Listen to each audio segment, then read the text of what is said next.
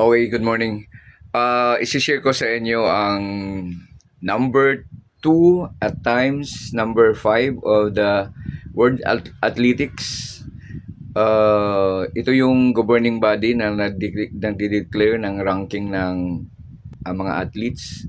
So, pero bagong narating ito ni AG Obuena, there was one time na in 2021 na nagkaroon siya ng problema with PATAFA.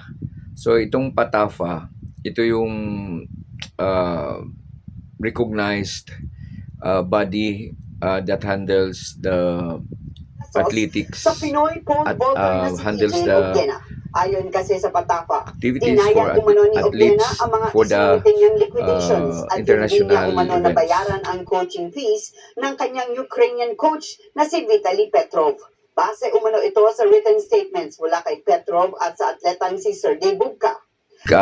International competitions like ASEAN or Association of Southeast Asian Nations, Asian Games, at saka yung iba pang mga international competitions. Okay, so nagkaroon siya ng problema, no? So, pero nalusutan naman niya na to after na findings of COA. Of justice from what I believe, their innocence until proven guilty. My own federation comes out of me with pure aggression, no benefit of any doubt, and with intent to destroy. Six in the world. He represented the Philippines in the Tokyo. And indirectly, I confirm this. I have no problem with AG Vienna.